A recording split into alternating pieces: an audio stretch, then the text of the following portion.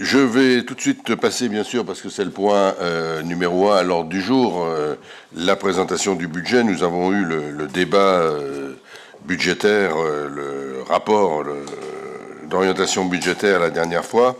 Et tout naturellement, nous vous proposons maintenant, sur la base de ce rapport du Conseil précédent, nous vous proposons un budget qui va vous être présenté, bien sûr, par Madame Lachenal. Et puis, je dirai quelques mots en fin de présentation.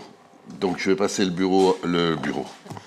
la parole à Madame Lachenal, en la remerciant d'être présente, parce que je plaisantais sur le fait qu'elle était incognito, mais elle a eu un petit problème de santé et elle est là parmi nous. Merci de cet engagement pour parler du budget. Merci, monsieur le maire, c'est bien normal.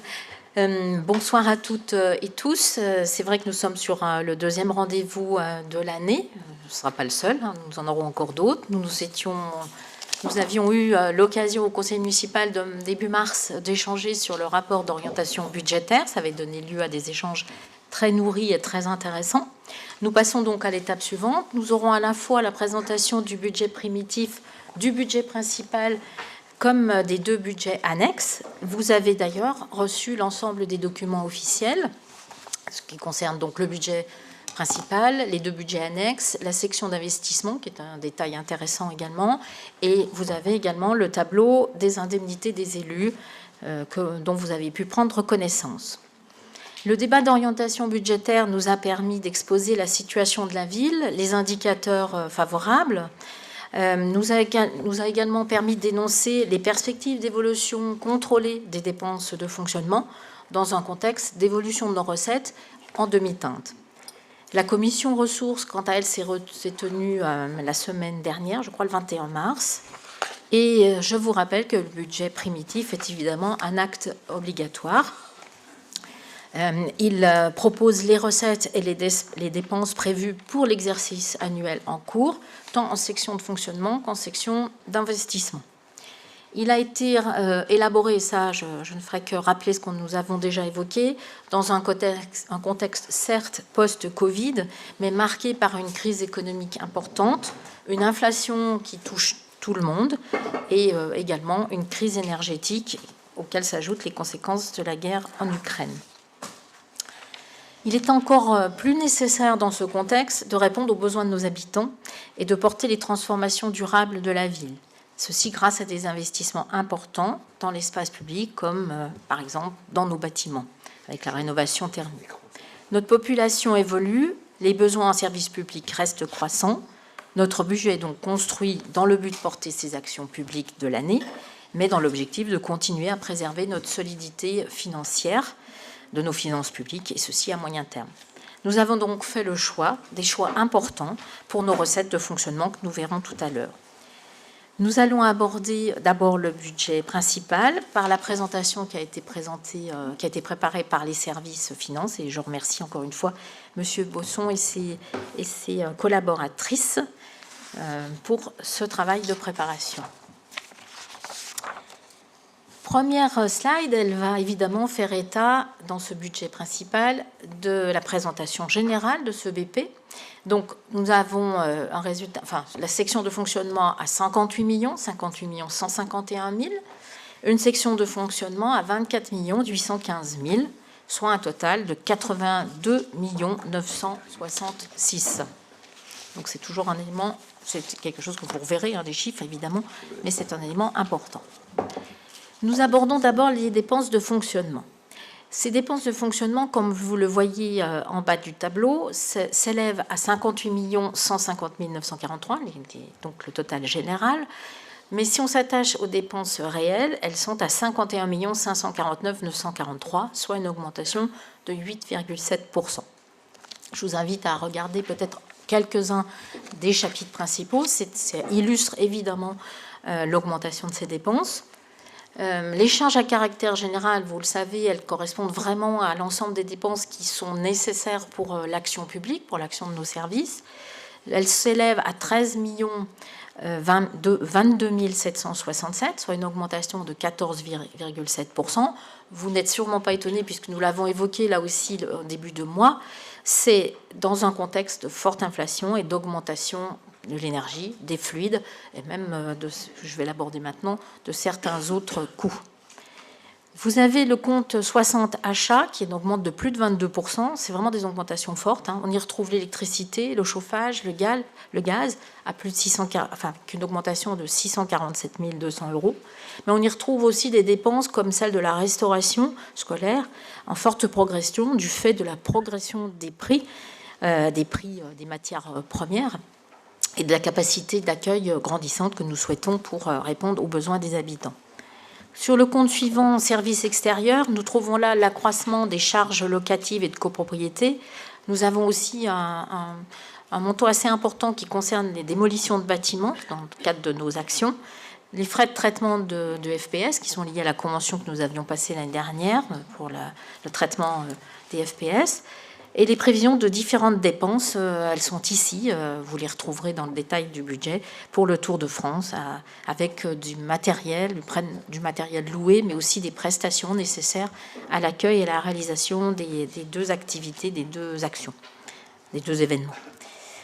Pour le compte 62 autres services extérieurs, avec une augmentation à 2,4, ce sont des augmentations dans le cadre, on va dire, de marchés liés aux photocopieuses, principalement pour les écoles. Et puis, vous trouvez aussi des augmentations liées à des frais de nettoyage de locaux. Pour le compte 63, impôts et taxes, à 27,4% d'augmentation, nous avons là évidemment une augmentation logique puisque nous augmentons notre patrimoine. Nous trouvons là la maison de santé, mais pas seulement. Il y a aussi l'évolution de la fiscalité. Nous abordons ensuite le chapitre 012 et les charges de personnel. Là aussi en augmentation, c'était annoncé, à 29 873 727, 7% d'augmentation. Nous retrouvons évidemment les créations de postes que nous avons arbitrées, qui sont nécessaires à la tenue de nos services publics, pour le bon fonctionnement des services, pour à peu près 436 000 € de plus. Mais nous avons aussi, évidemment, et ça on peut, certes c'est en poids, mais on s'en réjouit quand même pour notre personnel, les augmentations successives du SMIC, qui sont faites en mai, en août 2022 et en janvier 2023, et ceci pour plus de 6%. Et l'augmentation du point d'indice, qui cette fois-ci est en année pleine. Je vous rappelle qu'il était de 3,5%. Donc ce sont des augmentations intéressantes pour nos personnels, sachant que vous savez qu'une bonne partie de notre personnel est quand même des personnels de catégorie C. Et donc ce bénéfice-là est important pour eux. Et puis, il ne faut jamais oublier ce que nous retrouvons de façon récurrente, c'est-à-dire les effets du glissement vieillesse-technicité, le fameux GVT. Les charges de gestion courantes, ensuite, qui sont d'un montant de plus de 7 441 799. On y retrouve des subventions d'augmentation d'un peu plus de 2%. Et puis, là aussi, un effet des temps qui courent. La participation aussi en augmentation pour le CCAS à 1 240 000, qui est en progression. Les charges financières viennent ensuite à 654 000. Alors celles-ci, évidemment, sont plutôt en diminution. Nous l'avions déjà constaté l'année dernière, mais c'est vraiment le vieillissement de notre dette. Les emprunts les plus lourds disparaissent, et donc des taux qui étaient encore et des taux d'intérêt qui pouvaient encore être bas en début 2022. Au chapitre des charges exceptionnelles, nous trouvons, alors évidemment ça c'est pas vraiment une bonne surprise, mais bon c'est comme ça, les modalités de calcul ayant changé, nous avions reçu à différentes reprises des compensations des pertes Covid que nous avions subies en 2020 et 2021, les conditions d'éligibilité ayant changé, l'État ayant changé certaines façons de compenser, eh bien la ville n'est plus éligible, donc nous avons là un montant que nous devons rendre. Et enfin, en bas de tableau, vous retrouvez évidemment l'autofinancement de 6 601 000, qui est en progression par rapport à 2022, assez fortement, comme vous le voyez, plus du double, et qui nous permettra, sans alourdir notre dette, de soutenir notre programme d'investissement. Alors, je ne vais pas faire de blagues cette année sur les couleurs, parce que je ne les vois pas beaucoup, mais bon, c'est toujours sympathique de voir une ventilation de dépenses. Mais surtout, au-delà de la plaisanterie, ce qui est intéressant, c'est évidemment que ces pourcentages font ressortir nos priorités, les priorités d'action publique. Vous voyez un service, une tranche éducation à plus de 18%, presque 19%, qui est donc vraiment le signe de notre action forte envers toute notre charge restauration, école et ainsi de suite. Nous avons ensuite des blocs un peu similaires entre le social, famille, le sport, jeunesse et la culture, autour entre 10 et 11%, et 12% même. Je n'oublie pas l'aménagement urbain, qui constitue à lui-même un bloc très important à 16%, puisqu'il porte lui aussi une grande part de nos priorités en termes d'aménagement, mais également de propreté et également de mobilité. Puis nous retrouvons, alors il y a un petit clin d'œil sur l'événementiel qui est différencié aujourd'hui et qui va porter une partie de nos actions maintenant liées à les interventions d'animation. Reste la tranquillité, qui est toujours à peu près au même montant, toujours entre 4 et 5. Et les services généraux, eh bien, c'est ce qui fait marcher la boutique. Et le divers comprend une partie de l'animation économique. Voilà. Pour cette partie-là. Nous passons aux recettes de fonctionnement. Oui, parce que les dépenses, il faut de recettes. Donc, ces recettes de fonctionnement s'élèvent pour leur totalité. Dans leur totalité, on est sur l'équilibre, hein, donc on est à 58 150 943. Mais les recettes réelles s'élèvent à 57 970 943, soit une augmentation de 13,4%. Les recettes courantes, comme vous le voyez sur le tableau, sont quant à elles à 57 874 943.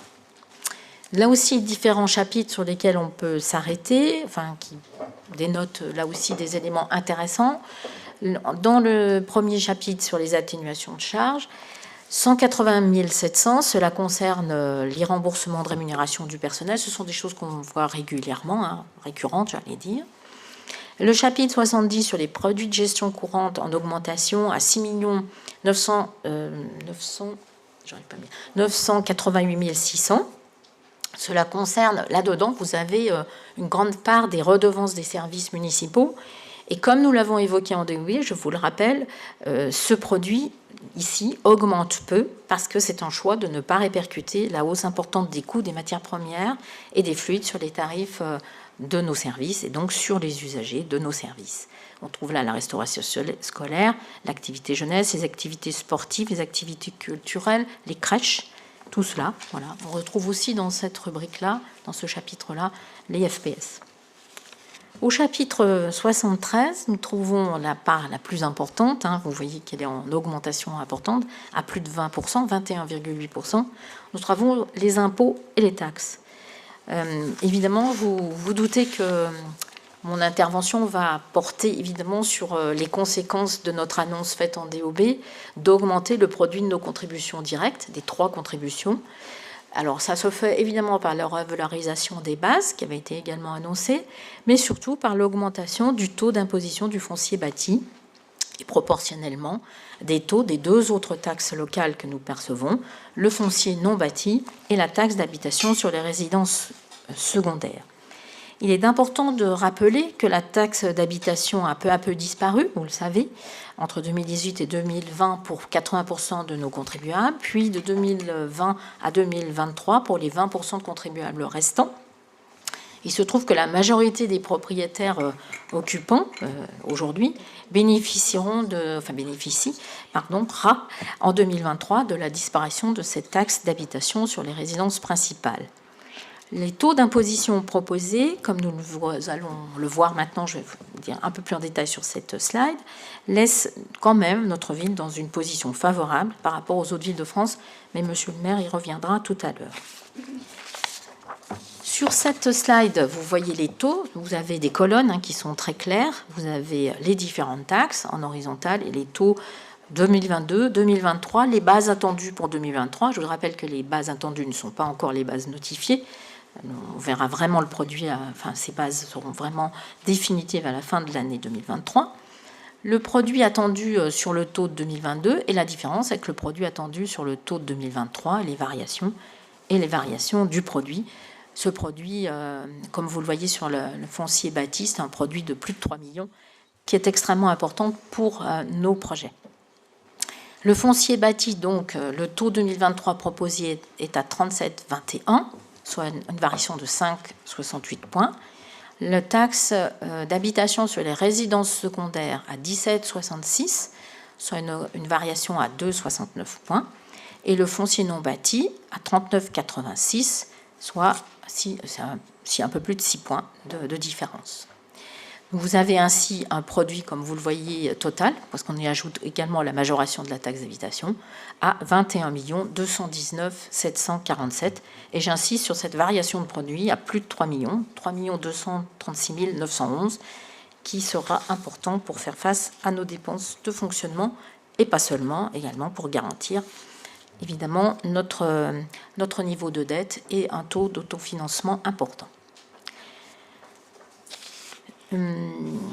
On peut revenir à la slide générale, je crois que je n'ai rien oublié. Donc pour la suite de la slide sur les recettes, nous n'avons pas fini. Donc encore au niveau des impôts et taxes, toujours. Nous trouvons également quelque chose qui est extrêmement important pour nous, qui est le produit des jeux du casino à plus de 3 300 000. Alors c'est un niveau proche, c'est même un niveau de rattrapant le niveau d'avant Covid. Je rappelle que le casino avait fermé pendant plus de 8 mois. Et c'est toujours mitigé, mais c'est quand même intéressant pour nous, bien que la structure du casino, aujourd'hui, c'est une structure encore provisoire, mais visiblement, cela attire le public. Nous trouvons également dans ce chapitre l'attribution de compensation d'Anne Massaglo, qu'on avait évoqué dans le cadre du pacte financier, qui est à 1 625 000, sans oublier les droits de mutation à plus de 2 millions. Et là, c'est toujours avec un peu de prudence. Le chapitre 74 concerne les dotations, les subventions, les participations. Vous y retrouvez évidemment les dotations de l'État. Donc là, on est à un montant de plus de 18 851 900, avec une augmentation de 5%. La dotation forfaitaire de l'État et la dotation de solidarité urbaine en légère augmentation toutes deux, donc c'est toujours intéressant. La participation de la CAF à 955 000. Les contributions du casino au développement touristique, ça c'est moins important, mais 425 000. Et évidemment, la particularité de notre territoire, la compensation financière genevoise à plus de 11 500 000. Et vous voyez que nous portons ici un montant identique au réalisé de l'année 2022. Les autres produits de gestion courante qui viennent après, à 410 000, sont principalement liés aux revenus des immeubles. Les immeubles qui sont loués, qui nous appartiennent, donc la maison de santé en premier, mais aussi d'autres biens qui sont aujourd'hui avec des locataires. Les produits exceptionnels, 92 000, là aussi c'est très récurrent, ce sont principalement des remboursements d'assurance. On sait combien il y a d'incidents sur la voirie. Donc des recettes réelles en augmentation qui nous permettent d'augmenter notre autofinancement. Voilà pour la section de fonctionnement. Nous aurons des éléments présentés par Monsieur le maire après. Nous passons à la section investissement. D'abord les dépenses. La balance d'investissement, comme vous le voyez, et nous l'avions d'ailleurs vu précédemment, s'est arrêtée à 24 814 770. Si on s'attache aux dépenses d'équipement, elles s'élèvent à 19 680 770, donc des montants importants. Vous avez, comme je l'ai dit tout à l'heure en introduction, vous avez reçu le détail de la section d'investissement, donc je vous invite, si vous voulez des détails, vous référez aux rubriques, et c'est une source d'intérêt et de renseignements très intéressant. Si on examine un peu plus en détail ces dépenses d'investissement, on trouve évidemment les immobilisations incorporelles à 334 860. Alors je ne vais pas vous donner tous les détails, mais nous avons là des frais d'études de révision du PLU, des frais d'études pour 119 000 par rapport à un certain nombre de projets, comme le schéma d'espace vert, le nouveau CTM, des logiciels pour 150 860, voilà, quelques caractéristiques, mais je vous invite encore une fois à vous référer soit au document officiel synthétique, parce qu'il est d'investissement, parce qu'il est vraiment intéressant. Nous avons ensuite les subventions d'équipement qui, elles, versées, cette fois-ci, pas les subventions d'équipement reçues, mais les subventions d'équipement versées pour 522 000. Donc, nous trouvons là la mutualisation pour le matériel informatique, par exemple, à 150 000. Nous trouvons également des éléments liés au PLH, participation au logement social, des compétences, et puis un élément qui est quand même assez important, les compétences transférées à Annemasse Agglo pour ce qui concerne les zones d'activité économique et le conservatoire. Voilà, je pense que ce sont les éléments principaux qui sont intéressants à connaître. Le chapitre suivant sur les immobilisations corporelles, on touche là les acquisitions de matériel, les acquisitions foncières pour 2 521 990. On a là-dedans des acquisitions foncières pour plus d'1 million, 36 500, du matériel de transport pour 500 000, du matériel et d'outillage de voirie pour 187 500. On a là encore du matériel informatique, des outillages techniques, ça je l'ai déjà dit. Non, c'est pas la même chose. Si, des outillages techniques, je l'ai déjà dit. Plantation d'arbres, quelques-uns, et autres matériels de défense civile. Donc un ensemble là aussi de matériel nécessaire au service. Pour les deux chapitres qui viennent ensuite, c'est-à-dire les mobilisations en cours ou travaux et les opérations d'équipement, au lieu de vous faire une liste comme ça, je pense qu'il est intéressant de vous donner un peu les documents adéquats. Donc, cette slide vous montre que les travaux sont à hauteur de 7 594 000. Et vous voyez là, en ordre décroissant, des travaux extrêmement importants en cours. Nous avons Nelson Mandela avec les travaux de rénovation thermique à 1 560 000. Des aménagements et améliorations de voirie, 680 000. Vous voyez, on touche vraiment des domaines différents. Les écoles, réaction de bâtiments, travaux divers, 551 000. La conformité, l'accessibilité des bâtiments, 450 000.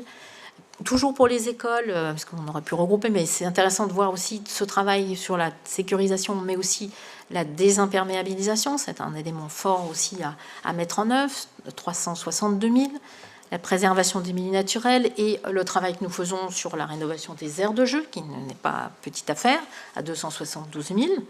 Des réflexions et des améliorations des gymnases ou du stade, à 265 000. L'aménagement du péricentrique, étoiles et places des marchés, 255 000.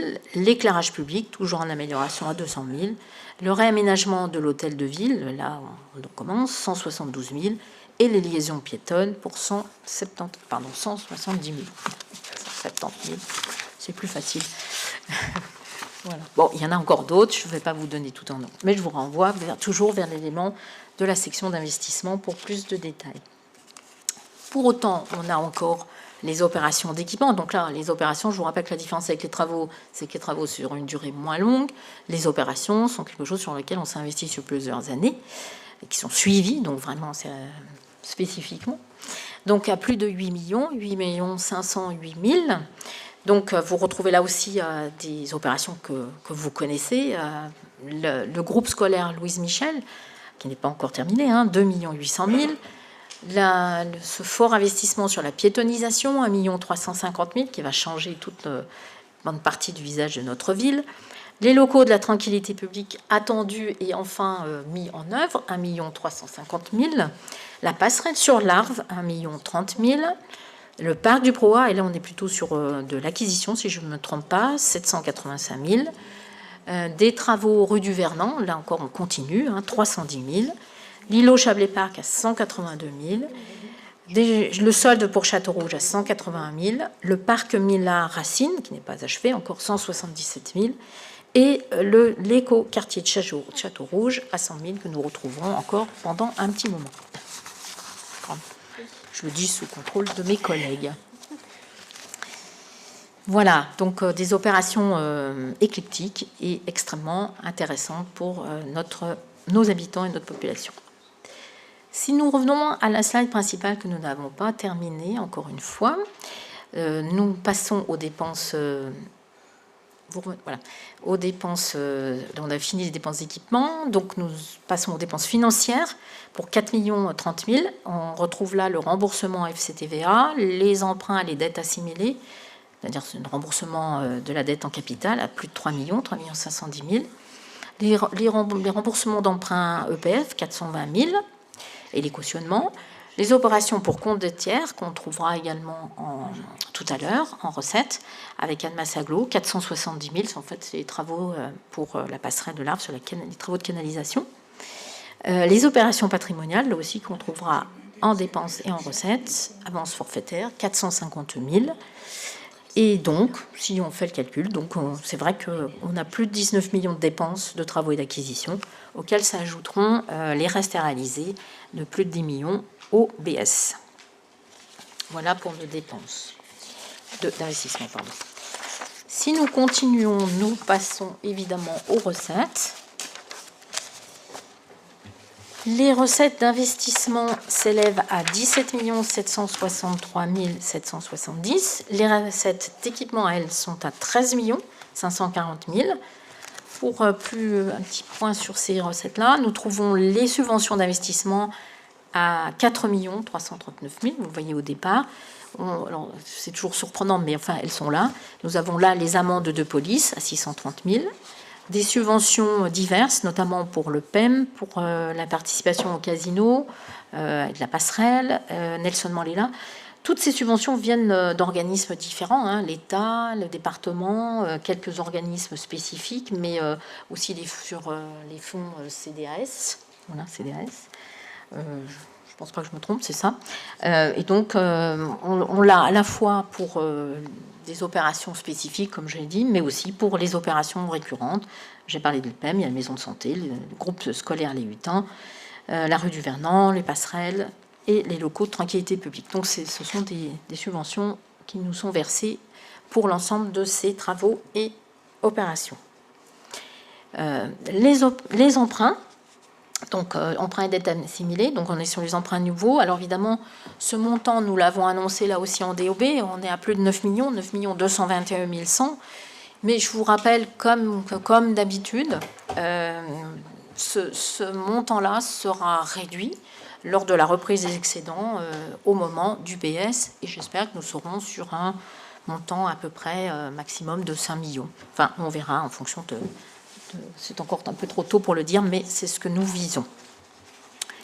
Pour les recettes financières, nous avons les dotations pour 2 570 000, avec le FCTVA à 1 770 000, la taxe d'aménagement à 800 000. Nous trouvons en immobilisation financière, oui c'est ça, les remboursements d'avance des budgets annexes, 198 000 pour Chablais Parc et 15 000 pour l'aérodrome, on verra après dans le vote des budgets annexes. Les cessions d'immobilisation pour 900 000, donc on a à la fois des terrains pour la rue du Parc, la rue du 18 août, et puis des terrains que nous vendons à Étrembières, je crois, pour le pied du téléphérique. Donc 460 000 pour le premier, 300 000 pour le deuxième et 140 000 pour le troisième. Et nous retrouvons ce que j'ai évoqué tout à l'heure en dépenses, les opérations pour compte de tiers, 470 000, les opérations patrimoniales, 450 000. Et enfin, viennent en dernier ce qu'on appelle les écritures d'ordre. Donc le virement de la section de fonctionnement, 3 601 000, et l'amortissement des immobilisations à plus de 3 millions.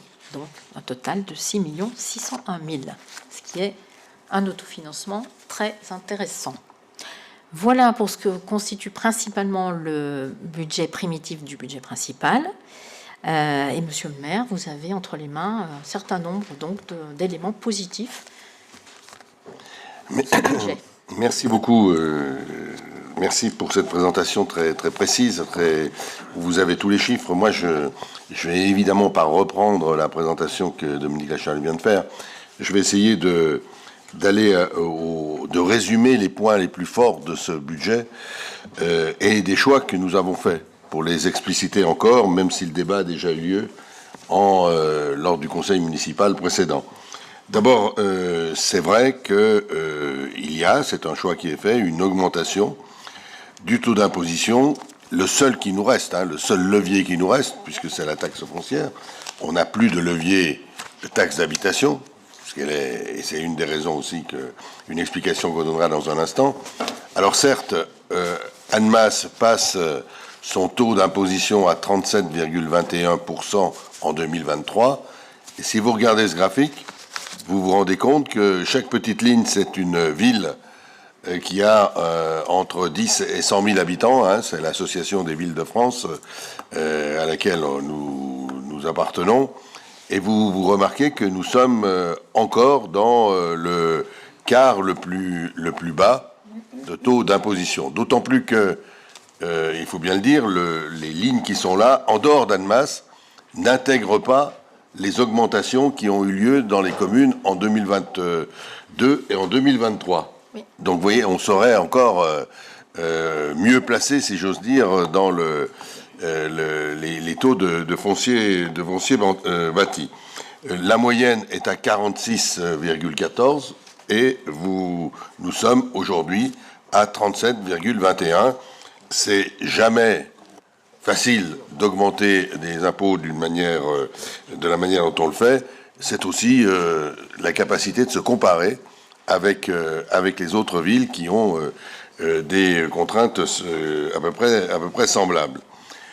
L'impact, alors quel est l'impact qu'il va y avoir sur les propriétaires occupants, puisque c'est bien sûr, comme c'est le foncier bâti, c'est bien sûr les propriétaires occupants qui vont subir la majorité l'augmentation qui est souhaitée ici pour ce budget, en sachant que tous les propriétaires occupants ont supprimé. La taxe d'habitation a été supprimée pour tout le monde, et en particulier pour les propriétaires occupants. Et ceux qui ne l'ont pas encore eu vont l'avoir en 2023. C'est-à-dire que jusqu'en 2022, et on a les chiffres de 2022, jusqu'en 2022, il restait encore 20%, je crois, de propriétaires qui payaient la taxe d'habitation. En 2023, il n'y aura plus personne. Alors on a fait un petit calcul, une petite présentation. On a pris 3 surfaces de logement avec des valeurs locatives que vous connaissez. C'est des chiffres réels qui ont été pris sur des logements d'Annemasse. Une valeur locative qui peut aller de 1750 à 3068, suivant la grandeur du logement. Le taux, quand on applique le taux 2022, on trouve une somme qui est celle que vous voyez affichée, de 551 € à 967 € en passant par les 799 pour un appartement de 85 mètres carrés. On passe au taux 2023 avec la progression d'un peu plus de 5%, près de 6%. 5 points. Et vous arrivez au chiffre de 651 pour l'appartement de 55 mètres carrés, de 943 pour celui de 85 mètres carrés et de 1141 pour celui de 110 mètres carrés. La variation, vous les voyez, c'est plus 99, plus 143, plus 174 par an. Si on ramène ça au mois, on est entre 8,30 € par mois à 14,50 €. Voilà la réalité du poids de l'augmentation de la taxe foncière que nous vous proposons. Et si on enlève, on enlève, puisque la décision est prise, la taxe d'habitation. Vous savez que la taxe d'habitation, c'est la taxe ville, plus ce qui était avant la taxe département.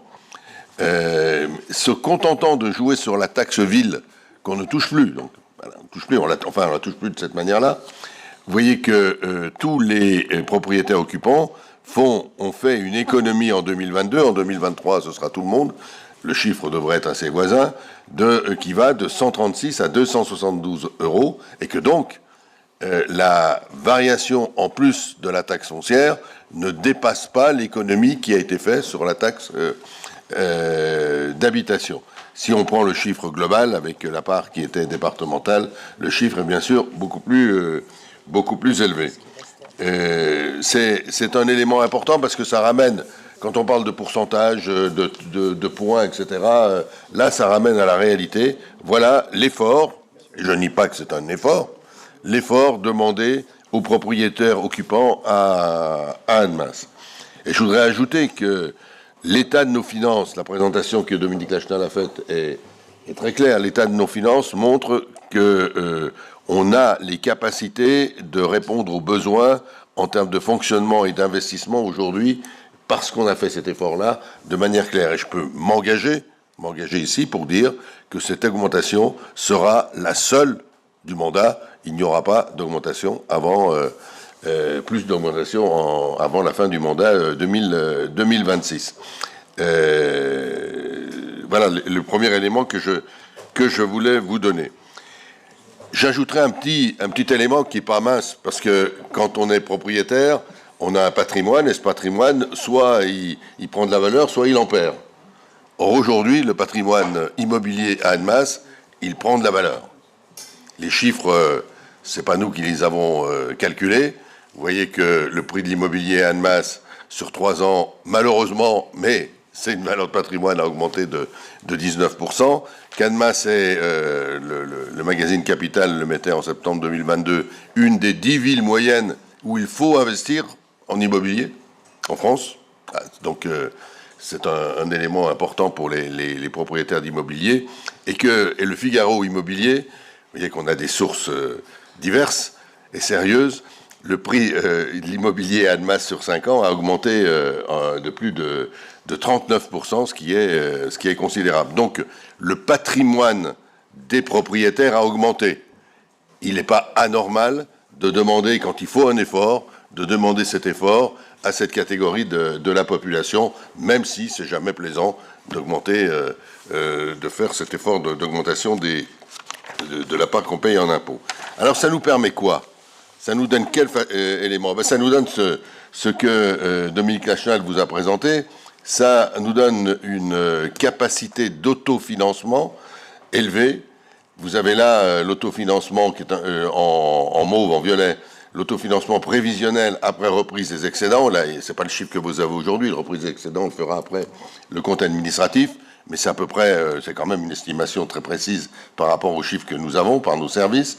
On voit qu'on va atteindre un autofinancement total pas loin de 10 millions, ce qui nous donne une capacité d'investissement important qui nous permettra de répondre aux enjeux que l'on s'est donnés, et en particulier aux enjeux d'équipement.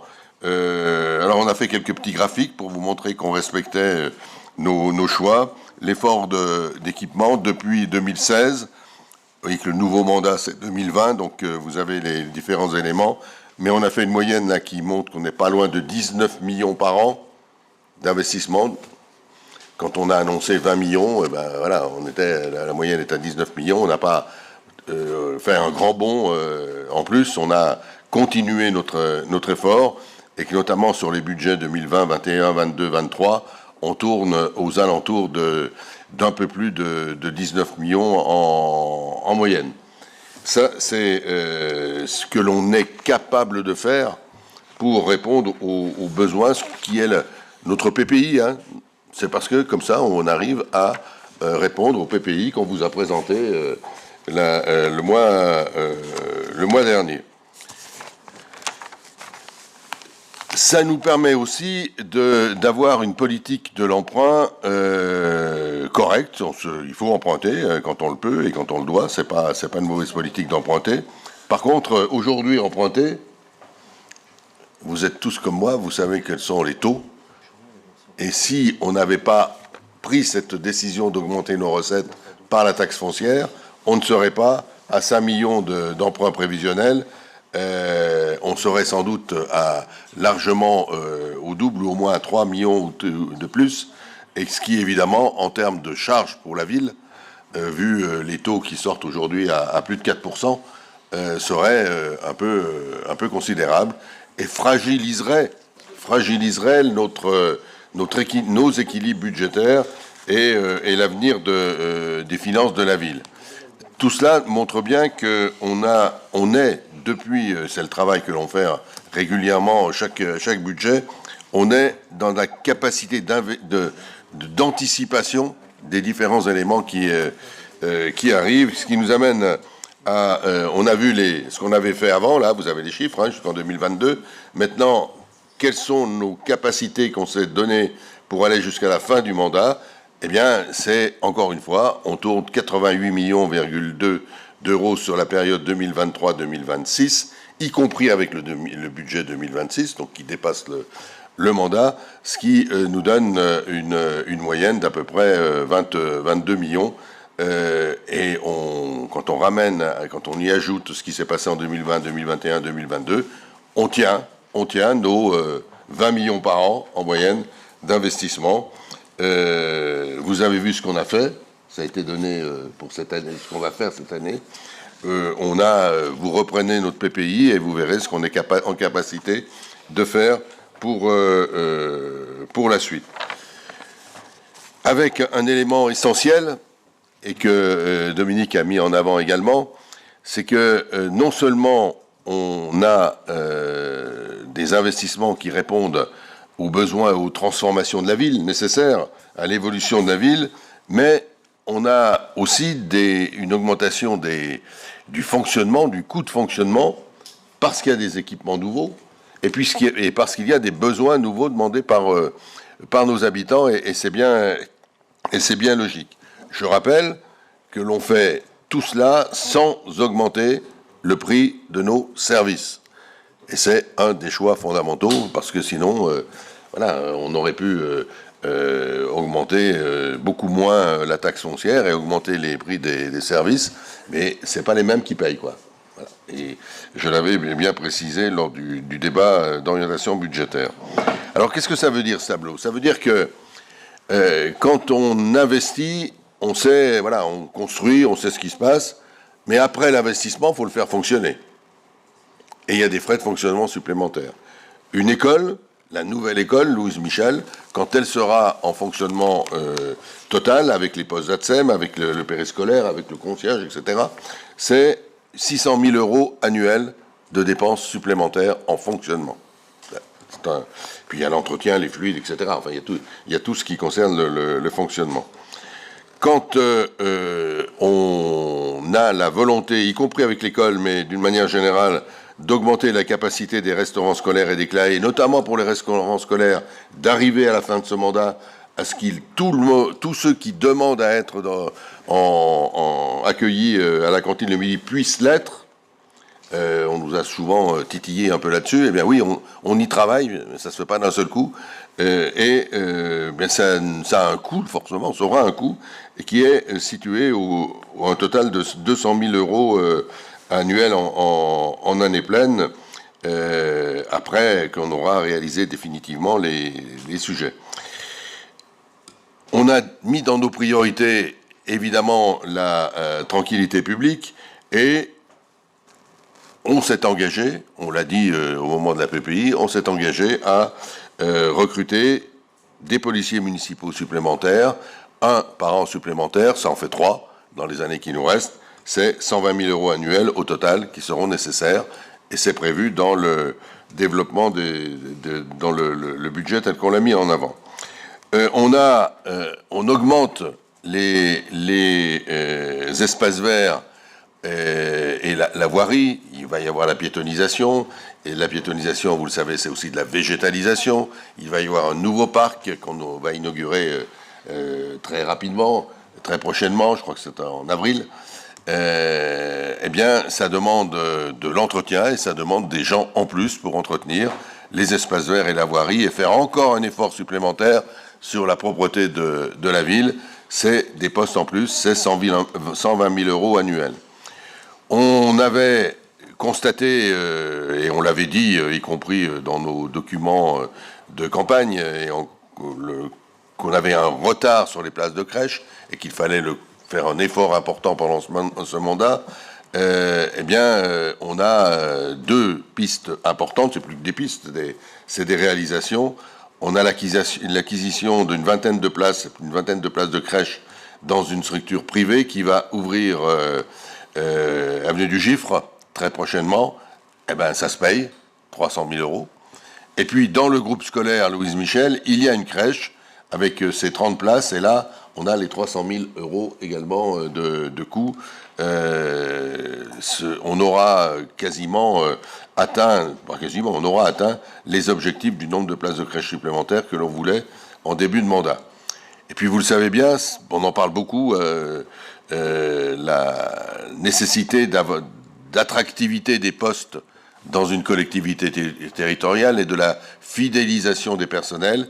Le seul moyen financier que l'on a, nous, c'est pas le salaire de base, puisque là, il est calqué par les indices de la fonction publique et par les règles de la fonction publique, c'est le régime indemnitaire.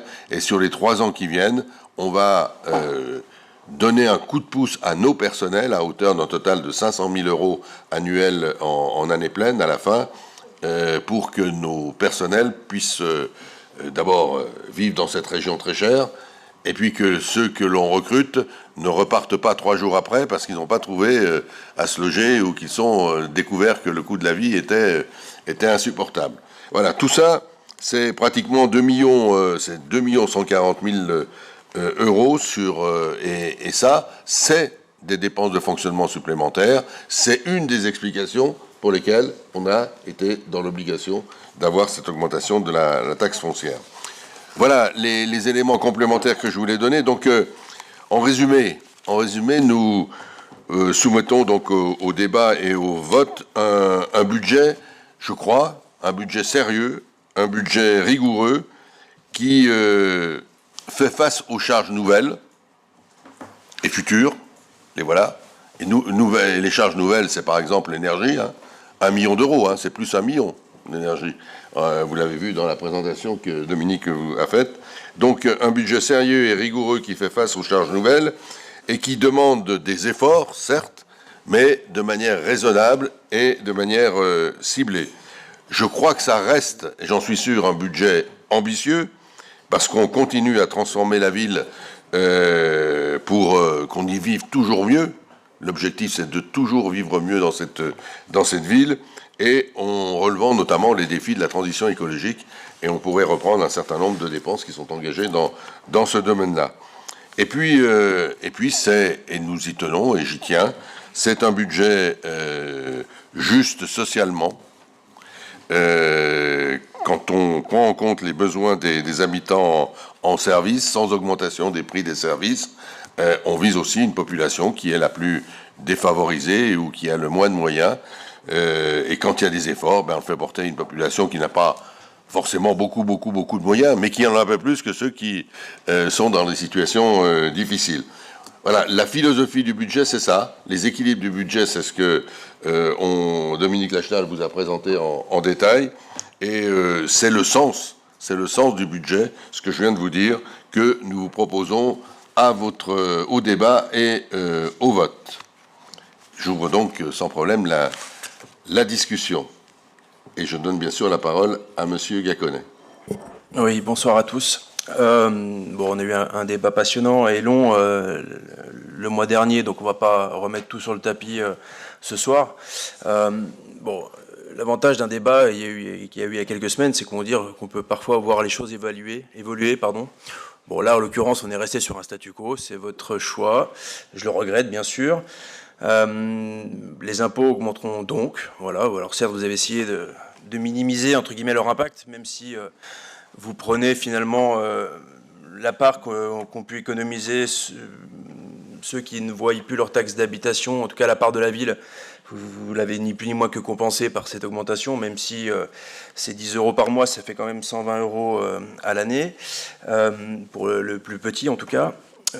Vous dites qu'il n'y a pas de levier. Il y a des leviers, il n'y a pas que ce levier-là, vous le savez parfaitement bien, ce n'est pas le seul et l'unique. Il y en a un qui n'est pas quantifiable, ça s'appelle une ambition un peu plus mesurée. Ça, c'est le premier levier. Et enfin, j'en reviens au même, c'est le coût des services. Effectivement, vous avez dit que c'était un peu une politique de gauche de ne pas augmenter le coût des services. Je pense que quand tout augmente, y compris l'énergie et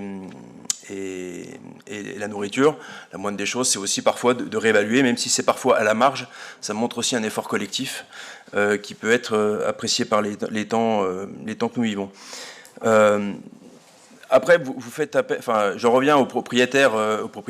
Moi, je vous le redis, je suis très clair avec vous.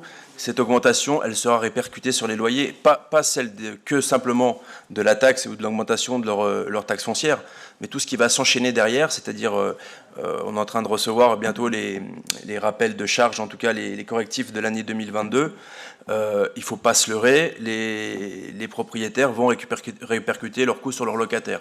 Je parle des propriétaires qui feraient de l'investissement et du foncier. Mais voilà, donc c'est ça, plus ça, plus ça. Et les propriétaires occupants d'ailleurs qui vivent sur le territoire. Parce que même si Annemasse est une ville où il faut investir, il n'empêche pas moins qu'il y a aussi des propriétaires occupants, et depuis longue date. Ceci étant, vous faites le recours à l'emprunt pour 5 millions estimés l'année prochaine avec les taux les plus élevés. 5 millions, c'est le maximum que vous avez sur la slide qu'on a pu voir sur ces dernières années. Quand je vois le prévisionnel 2024, 25, 26 sur les investissements, on est au-delà des 22, 23 millions. Ça veut dire que le recours à l'emprunt va être encore supérieur à ces 5 millions. Vous me dites non de la tête, je pense qu'on sera, même si c'est que 6 millions, c'est toujours 6 millions, mais avec les taux qui augmentent, ça va vite aussi être un coup près, et c'est pour ça que je reviens sur ce levier qui n'est pas quantifiable, qui est l'ambition un peu plus mesurée. Voilà ce que je voulais dire. Je ne veux pas relancer le débat sur tout ce qui a été dit la dernière fois, mais voilà, donc nous, bien évidemment, on votera contre ce budget, et je laisse la parole à mes collègues. Qui est-ce qui demande la parole? Oui, Madame Dejean. Bonsoir. Je vous remercie de me donner la parole. Donc, je voulais juste appuyer l'intervention de mon collègue Maxime et dire qu'un budget juste doit être juste socialement, comme vous l'avez dit, il doit être juste pour tout le monde, pas seulement pour certaines personnes. Donc, je suis vraiment désolée de dire que je ne suis pas forcément d'accord avec je voterai contre ce budget parce que je suis contre cette augmentation qui est injuste pour une partie de la population qui est tout aussi touchée par les augmentations en cours. Et je rappelle aussi que les propriétaires d'Annemasse aujourd'hui, ils doivent faire face à des dépenses imprévues lorsqu'ils ont fait leurs investissements fonciers, qui s'appellent les dépenses de transition écologique, c'est-à-dire ils doivent rénover leur logement, ils doivent le mettre à jour parce que certains logements ne seront plus louables ou ne le sont plus déjà. Et on sait qu'il y a beaucoup de passoires énergétiques dans la région et beaucoup de ces propriétaires, ils seront amenés à vendre parce qu'ils ne peuvent plus augmenter leur loyer. Ils sont plafonnés, ils vont essayer de vendre ou ils seront obligés de rénover. Donc, on va porter des dépenses supplémentaires sur des populations qui sont obligées de supporter d'autres dépenses. Donc, moi, je suis désolée, mais je trouve que ce n'est pas socialement juste pour tout le monde. Merci. Merci. Madame Yezil. Bonsoir. Je pense que mes deux collègues ont dit tout ce qu'il y avait à dire. Pour la taxe foncière, voilà, je serais contre une augmentation. Parce que ceux qui vont payer, si c'est pour les résidences secondaires des Suisses qui vivent ici, il n'y a pas de problème. Mais pour les Français, les jeunes qui viennent d'investir, qui ont acheté un petit appartement, rajouter dans les factures qu'ils ont aujourd'hui, c'est du suicide pour eux. Franchement, c'est du suicide. Vous voulez augmenter les salaires des gens qui travaillent à la mairie, je suis tout à fait d'accord, ce qui est normal pour qu'on puisse garder les gens en France. Mais là, actuellement, quand on achète un appartement en masse, 100 mètres carrés à 700 000 euros, c'est pas le Français qui va l'acheter. Je vous le dis tout de suite. Et si vous voulez comparer avec d'autres mairies, ils n'ont pas le même budget qu'Annemasse. Pas du tout le même budget. Donc, comparer par rapport à d'autres mairies qu'ils augmentent, ils ne sont pas en fin d'année avec des millions. C'est pas les mêmes chiffres. Donc, je ne sais pas comment vous avez réfléchi. S'il y a des propriétaires ici, je ne sais pas comment ils vont faire. Bonne soirée. Merci. Monsieur Boucher.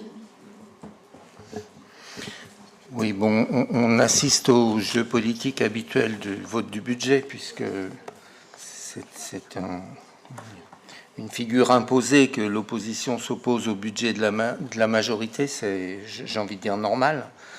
Voilà, donc je ne suis pas étonné, effectivement, qu'on ne vous ait pas convaincu lors du rapport d'orientation budgétaire et de son débat. Voilà. Vous ne nous avez pas convaincus, on ne vous a pas convaincus. Voilà, j'ai envie de dire, c'est un peu le jeu politique.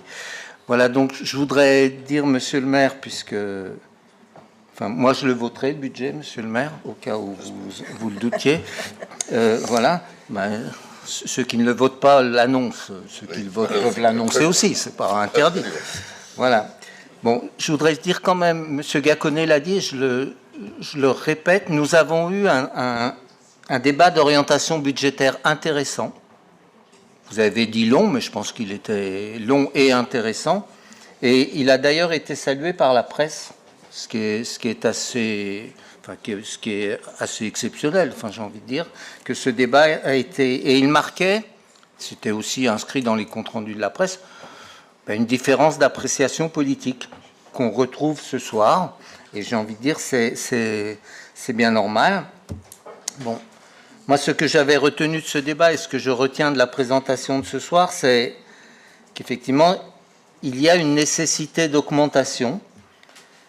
Et la nécessité d'augmentation proposée là, c'est pour nous donner les moyens d'une ambition forte, mais qui est quand même une ambition raisonnable, Monsieur Gaconnet. D'autant plus raisonnable, puisqu'on l'a vu la dernière fois, il y a un certain nombre de projets qui ne font plus partie de la PPI, et nous les avons arbitrés afin de ne pas les faire, parce qu'on avait un problème d'investissement, et ensuite on avait un problème de fonctionnement, après, dans les années à venir. C'est-à-dire que, quelque part, notre ambition, elle est, comme vous l'avez dit, un peu plus mesurée qu'elle ne l'était avant. Tout simplement, on a adapté cette ambition-là dans notre pays en fonction, j'ai envie de dire en fonction surtout des dépenses de fonctionnement qui sont générées et qui se rajouteraient à celles qui sont ici. Voilà, donc vous avez exprimé, Monsieur le maire, aussi que jusqu'à la fin du mandat, il n'y aurait pas d'augmentation nouvelle. Donc nous en prenons acte ce soir. Voilà. Ensuite, je voudrais vous dire, Monsieur le maire, ce qui est proposé là, et ça devrait être, j'ai envie de dire, salué par tout le monde. Ça veut dire qu'à la fin du mandat, on aura une situation financière saine de la ville. Et ça, c'est extrêmement important, parce que ce qui se produit souvent en fin de mandat, voilà, c'est que la situation, elle dérive pas bien, et ensuite il y a des audits qui sont faits et compagnie dès qu'une autre équipe arrive. Bon, là, ça ne sera pas la peine de faire un audit sur les finances, elles seront saines. Qui que ce soit qui continue ensuite à diriger la ville, elles seront saines. Et ça, on peut le saluer, ça. Voilà, c'est-à-dire qu'on se donne les moyens d'une ambition quand même qui est revue un peu à la baisse, qui est mesurée, mais qui n'entame pas notamment de très grands projets. Je pense, moi je porte un certain nombre de grands projets sur la piétonisation, etc. Je pense qu'on ne souhaite pas effectivement revoir à la baisse ce qui transforme positivement la ville, et nous ne voulons pas voir à la baisse non plus les services aux habitants, qui sont des services pour tout le monde. Ce ne sont pas seulement des services pour une partie de la population, c'est des services pour tout le monde. Et la différence qu'il y a, que vous ne feriez peut-être pas et que l'on fait, c'est que chacun ne paye pas le même prix le service. C'est en fonction du quotient familial. Et moi, c'est ça qui est juste, Madame Dejean, c'est ça qui est juste. Voilà, c'est l'équité qui est juste. C'est pas l'égalité, c'est l'équité qui est juste. Et moi, je trouve ce budget bien équitable, c'est-à-dire, je l'ai dit l'autre fois, c'est pas la meilleure solution, c'est la moins mauvaise solution pour garder cette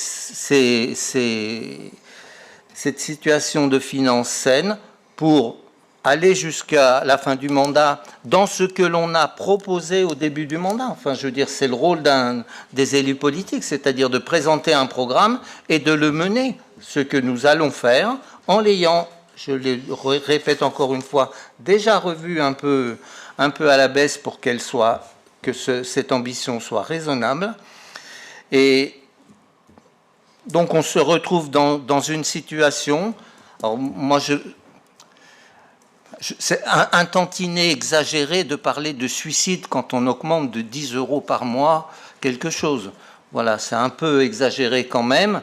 Donc effectivement, les propriétaires, ils voient une augmentation qu'ils reporteront ou pas sur des loyers pour ceux qui louent, qui sont déjà fort élevés quand même. Hein.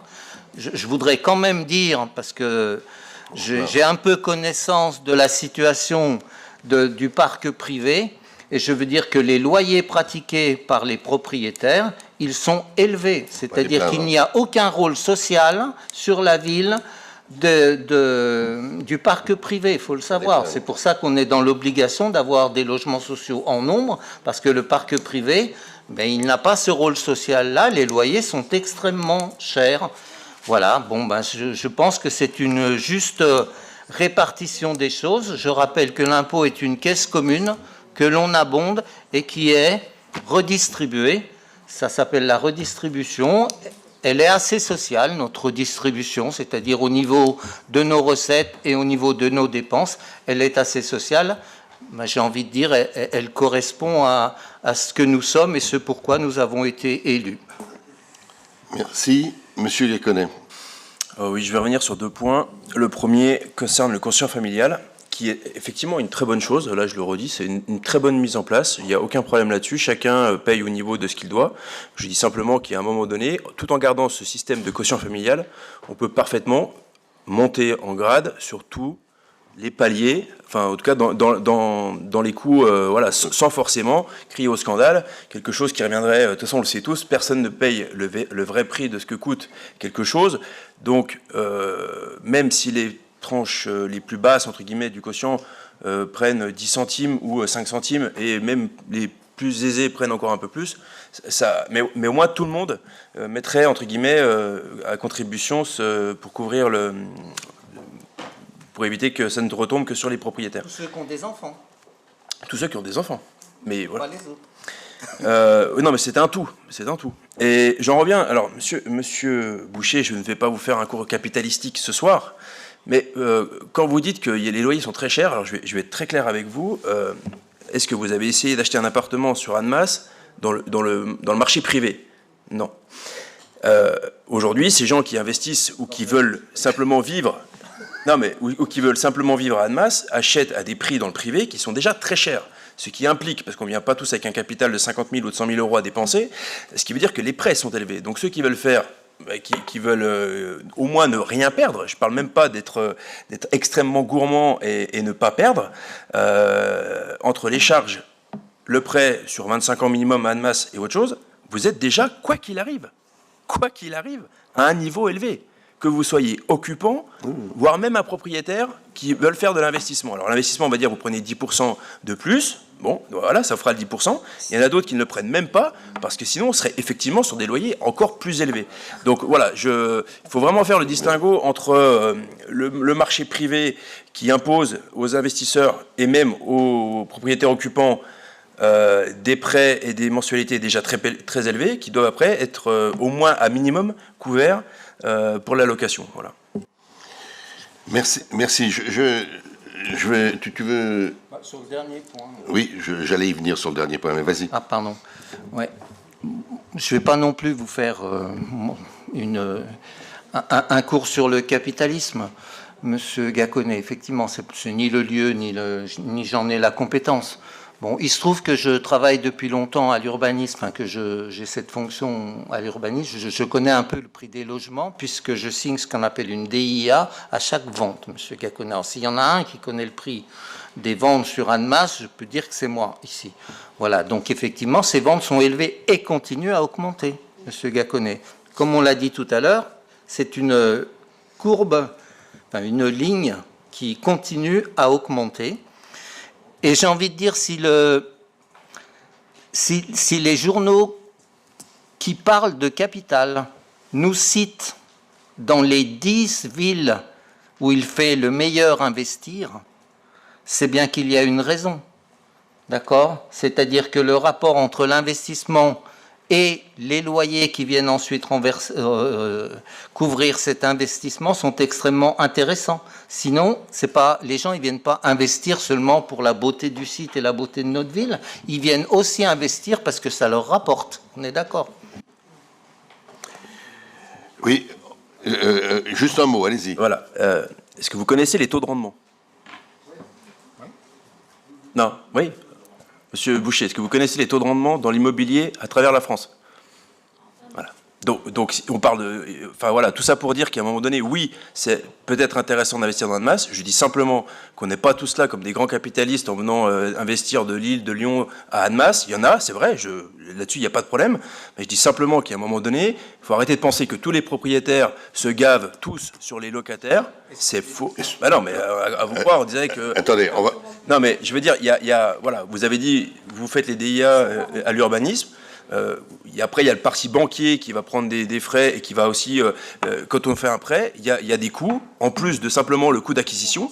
Et je dis simplement qu'on n'est pas tous là pour faire de l'argent sur des locataires et les faire saigner. Je dis simplement que, pour en revenir au débat du budget, plus les charges, plus l'augmentation du taux, etc., font que les loyers vont encore augmenter sans forcément, derrière, avoir le méchant capitaliste qui viendra se gaver sur les locataires. Merci. Je crois que le débat est intéressant parce que derrière le budget, il y a toute la philosophie de l'accès au logement et du parcours résidentiel dans ce que vous avez dit et ce que Michel Boucher a pu dire. Et j'allais dire que quelque part, ça, ce que je comprends et ce que je pratique, parce que c'est un sujet qui nous occupe beaucoup, les élus de cette agglomération, mais au-delà, on travaille beaucoup sur l'accession au logement, notamment pour les gens payés en euros, notamment pour cela. Et on prend un certain nombre de dispositions, on fait des choix politiques importants qui sont exemplaires, qui sont copiés d'ailleurs par d'autres agglomérations et par d'autres régions, et qui essayent de permettre à tout le monde de vivre sur ce territoire.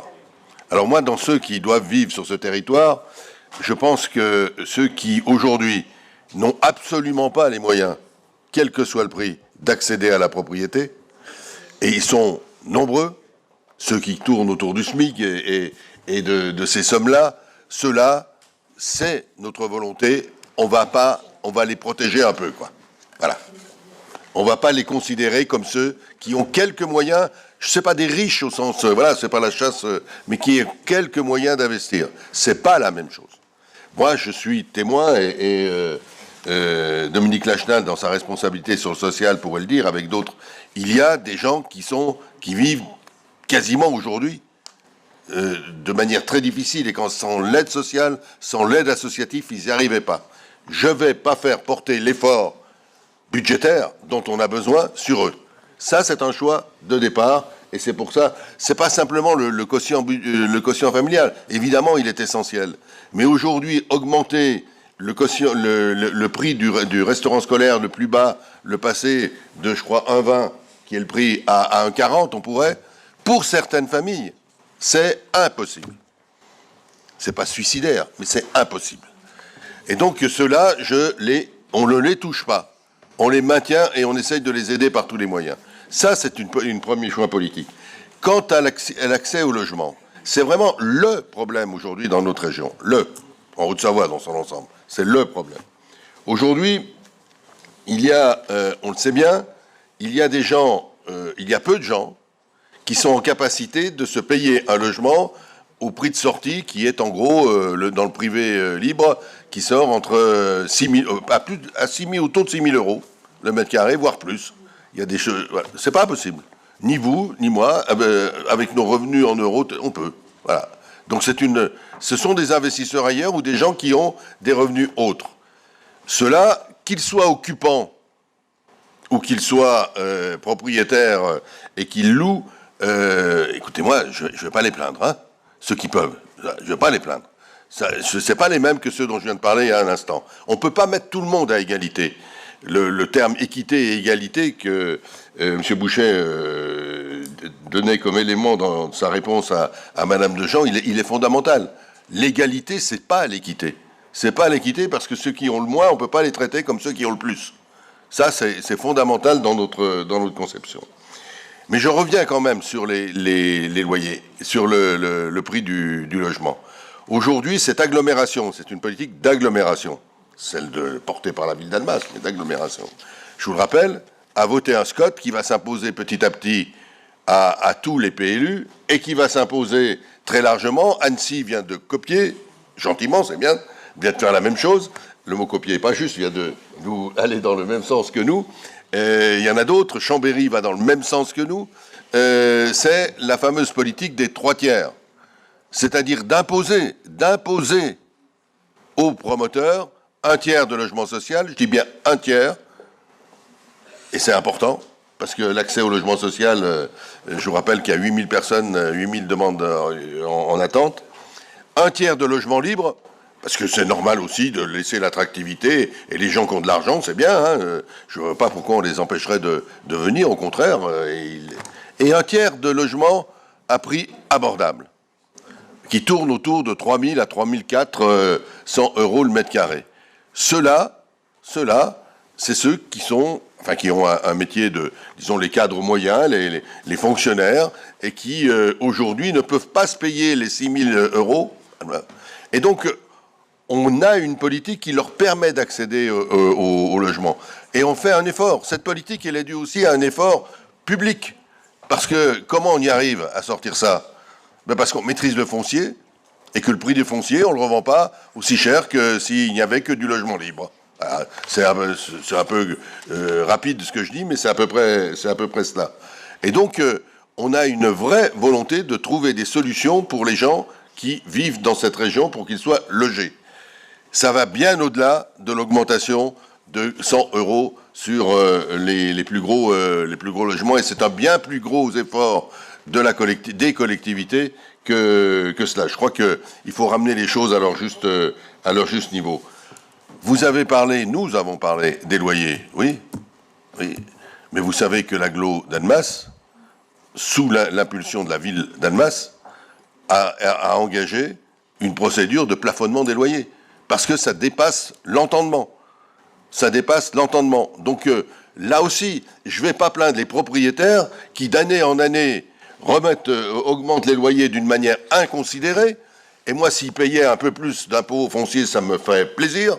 Je ne vais pas leur mettre les plaindre, alors que nous essayons, par le biais de règlements, de limiter cette augmentation des loyers, de manière à ce que ceux qui payent le loyer soient dans une situation financière qui leur permette de tenir.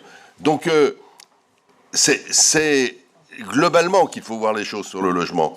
C'est pas l'augmentation de la taxe foncière qui est limitée, qui est raisonnable, qui est pas et qui va nous permettre de tenir nos engagements, y compris de répondre aux services de l'ensemble des usagers, et plus particulièrement de ceux qui en ont le plus besoin, qui sont les plus défavorisés. C'est ça la politique globale que mène cette équipe que j'ai la fierté de conduire, et je crois que ce budget va tout à fait dans ce sens-là.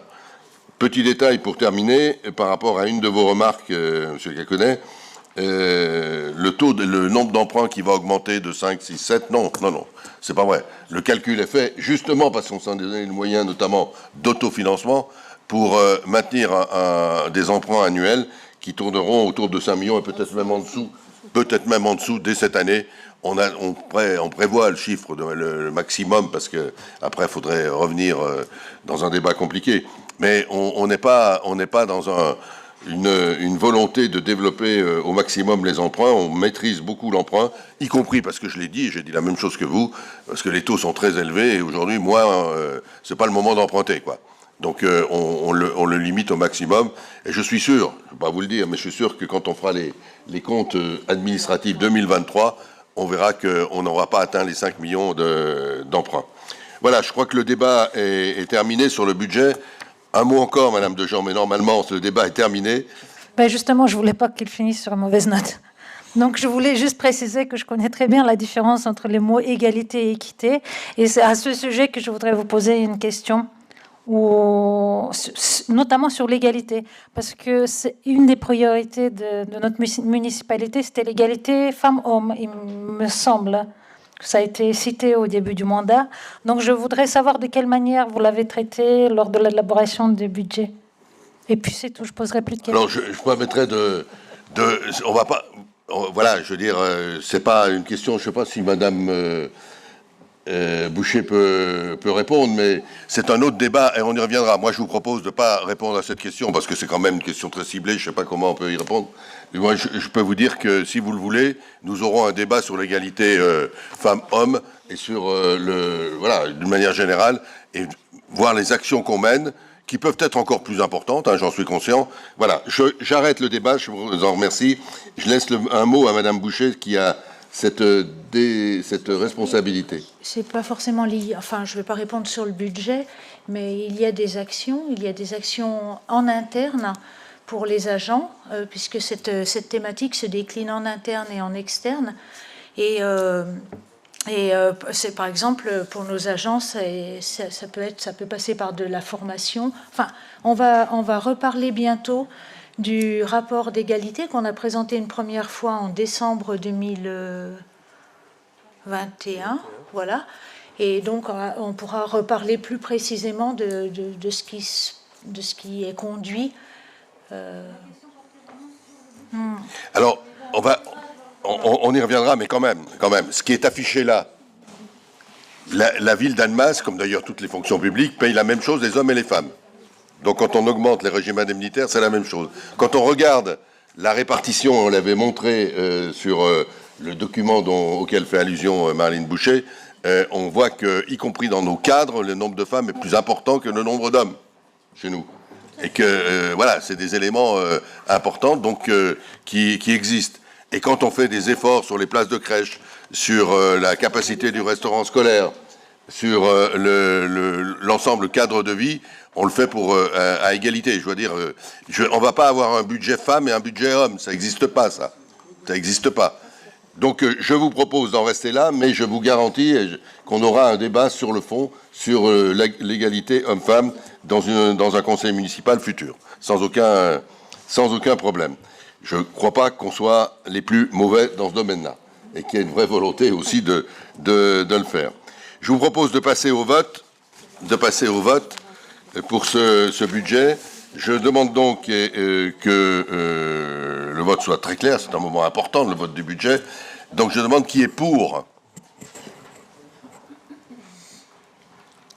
Je demande qui est contre. Donc l'ensemble des membres de l'opposition, M. Iaconet, M. Loiseau, Mme Dejean et Mme Yézil, avec évidemment leur mandant. Est-ce qu'il y a des abstentions?